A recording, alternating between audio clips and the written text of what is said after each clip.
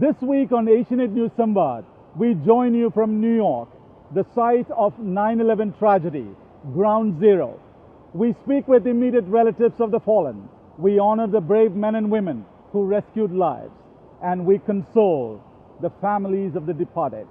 Asianet News Samvad from 9/11 in New York. We are today joined by Mr. Stanley Premnath. He's a survivor of the September 11th attacks on the World Trade Center.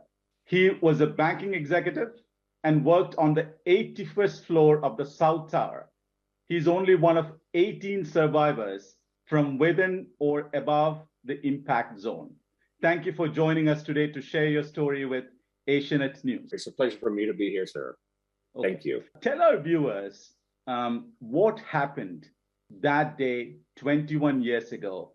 How were you able to survive? And what I saw in the corner of my eyes was fireballs falling from the sky from the other tower.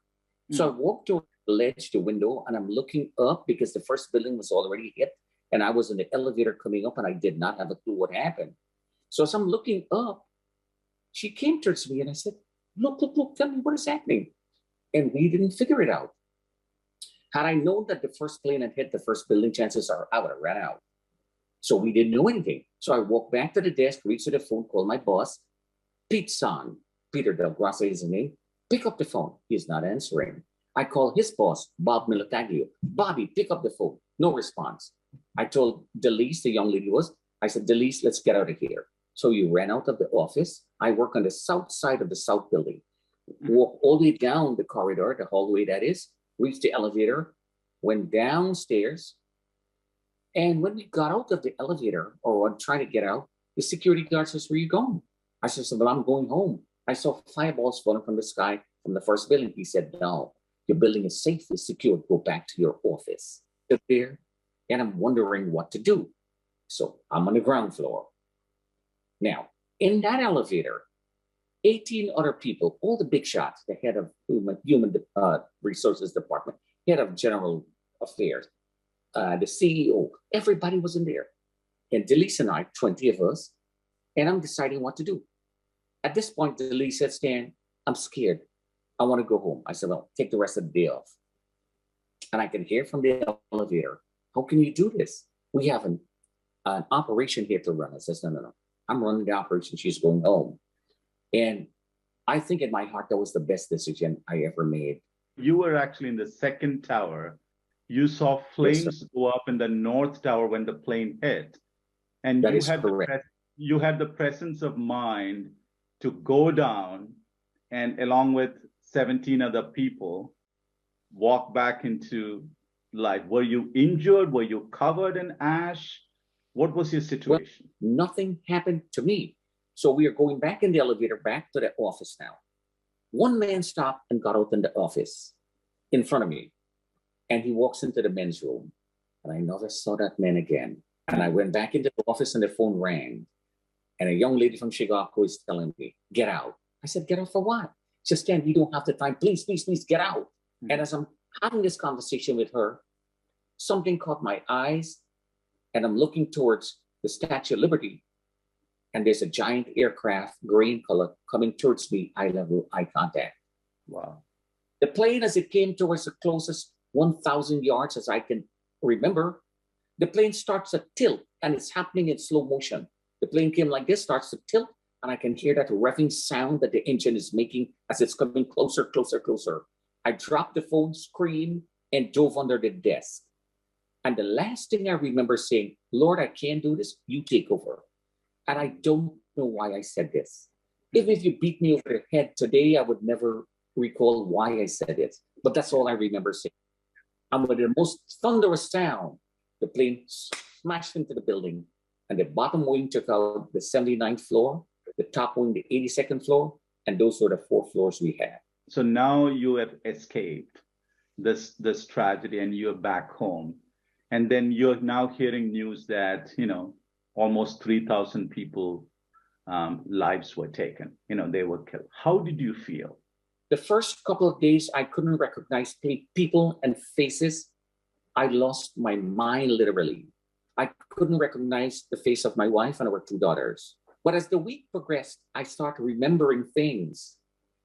And the first thing that crashed into my head, the thought crept in was this really happening or was it a nightmare? Do you still recount that day? Is that guilt that you mentioned still with you, or have you overcome that? Past 21 years, I've relived that moment. I've relived that day when God reached down in his mercies and let me live. And I always ask the questions, why all these good men? The unanswerable question, why, Lord? And I would never get the answer as, why not? But I relive that moment every night before I go to sleep. I can hear the cries of these people, and I can see the fallen heroes. And then we're jumping over the bodies and running away. And I'm reliving that moment and telling myself, I live because of grace. Do you go back to the World Trade Center site, the 9/11 memorial, the Freedom Tower every year? You know, thousands of people gather there. They have ceremonies to commemorate the fallen. Have you gone back there? Do you go every year? I have never gone back but twice. But I never went back to the memorial ceremony. I feel in my heart that that's a very sacred place, a place where people, if going to work to provide for your family means doing something wrong, well, then we were all guilty. But I hold that place very sacred. But I went back only twice. How has your life changed in the last 20 years or so ago? You know, what major significant changes have happened? Many changes have occurred in my life since that tragedy 21 years ago. And one of the biggest changes is I became a pastor, a licensed pastor. In my heart, I felt that I have to tell this good news of how God reached down in his mercies and let me live. So I became what they call a motivational speaker. So I will travel from churches, schools, colleges, government offices around the country, or wherever people invite me. And I go tell them this story of how I live. This September 11th, 21 years of this tragedy, what message do you want the world to take from? Never carry that hate into your heart. Bad men will do bad things. However, good men will show love. I may never understand who did it. I may never understand their motives behind it. But I can tell you, we can build bigger, better, stronger. However, we need to build our faith in God, who will protect us from all situations. So my message for the 21st infamous anniversary of September 11th is go out there and do good to other people. Spread love, not war.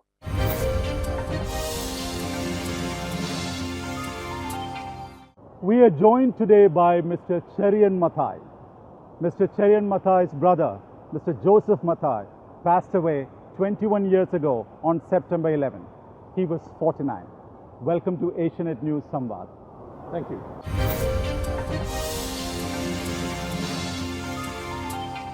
Every year we commemorate the lives of the fallen on September 11th. At a personal level, what does September 11 mean to you? Krishnan, it is a personal loss, as you rightly pointed out, but it has left an indelible mark because of the nature of the tragedy and the fact that I spent the previous weekend with him and the family at his residence in Arlington, Massachusetts. And more importantly, he was very close to me, because we are 5 brothers, he was the closest to me. And I always looked up to him for advice in times of need and other things. But more importantly, as I said before, the nature of the loss is such, it is very difficult to come to terms with his demise and his departure. People pass away, you come to terms with it over a period of time. I find it very difficult to come to terms with it even after all these years. In fact, it is the other way around. His absence is being felt more now, and I miss him much more than the earlier years after the death. Mr. Joseph Mathai was 49. He had a stellar career. He was with Cambridge Technology Partners. His life was abruptly cut short. How did the family react to it? At that level, what does that loss mean to the family?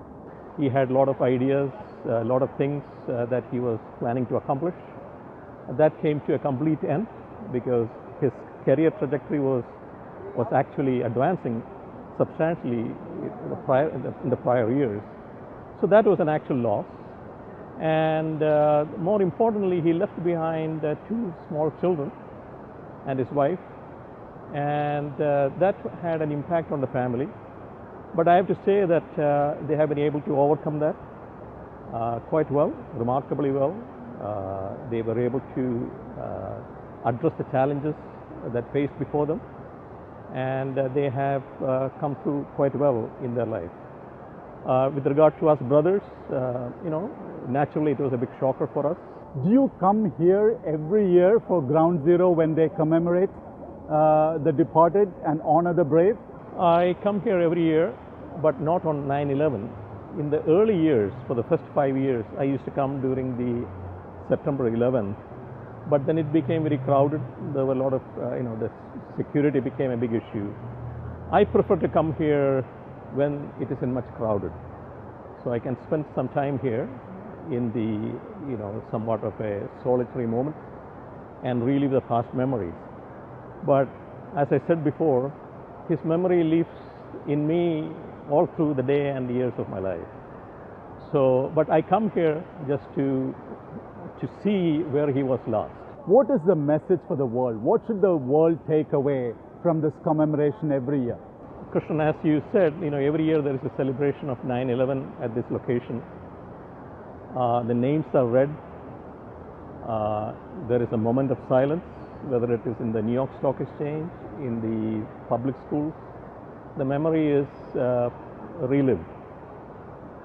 The significance of that would be, irrespective of all the campaigns or warfare or initiatives in whatever term various nation states use, it impacts an individual. That's a thing that are seldom thought of or remembered when major strategies are being developed and discussed.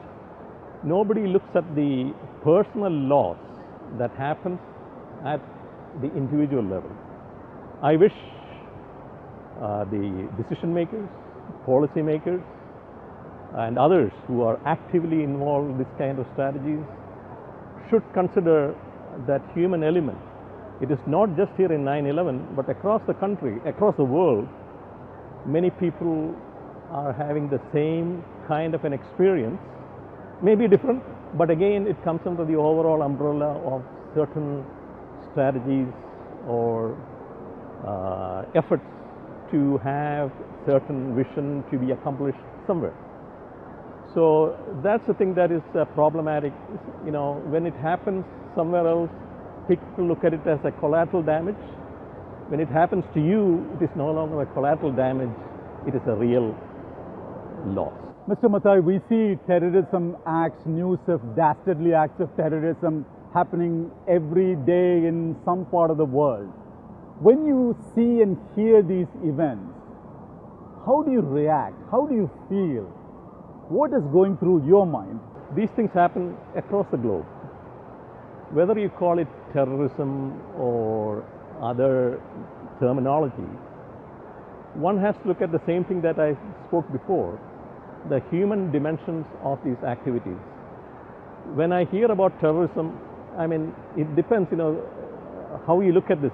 Who is committing that particular act, it is termed as terrorism. If something else happens somewhere else, but with the net result of human lives being lost, it may not be construed or called as a terrorism. It may not be a terrorist activity at all. It could be an instrument of state policy. But the human dimension has to be looked into. When you look at it in terms of a toll of human lives, there has been a lot of terrorism activities since 9/11, before that, but there has been other interventions that result in human loss.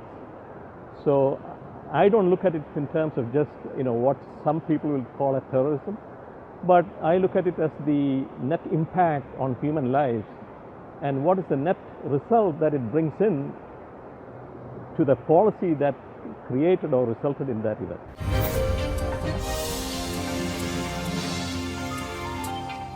Next, we are joined by Mr. Sibu Nair, who is the Deputy Director of Asian American Affairs with the New York Governor Kathy Hochul's office. Welcome, Sibu. Thank you, Krishna Kishore. Let me start off by asking you, what does 9/11 mean to you? What are your personal memories of that tragedy? Initially, I thought it was a trailer of a movie. This two huge building got hit by an aeroplane, it's collapsing. Then I started paying attention to those headlines. Then I realized one of the biggest landmarks in New York City is under a terrorist attack. It was painful to watch. The more and more I started learning, then I started making phone calls to friends, those who are in the US, mainly in New York City. Every time I think about that, it's very painful to digest the fact that this happened in the United States. Now I'm being a part of this 9/11 commemoration committee in my town. We have a monument here, so every time we get ready to do this commemoration event, it's very painful. All those memories comes back, but it's hard to explain. It's hard to understand this happened in the United States. We hope that this kind of incidents never happen again anywhere, not only in the US, anywhere in the entire globe. What message do you have to the families who were impacted by the tragedy? Human beings should only speak language of love, acceptance, and leave the hate behind. This is the only way people of different cultural background, color, and gender can cohabitate under one roof. Thank you, Sibu Nair, for joining us on Asian News Samvad.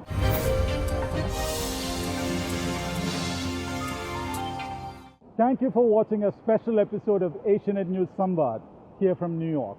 We'll be back with another episode next week. Until then, goodbye.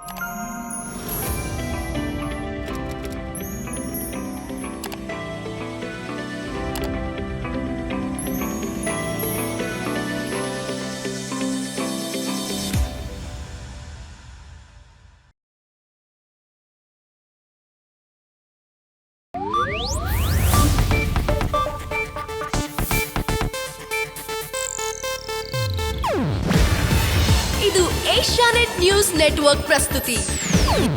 ನೀವು ನೋಡ್ತಿದ್ದೀರಾ Asianet ಸುವರ್ಣ news.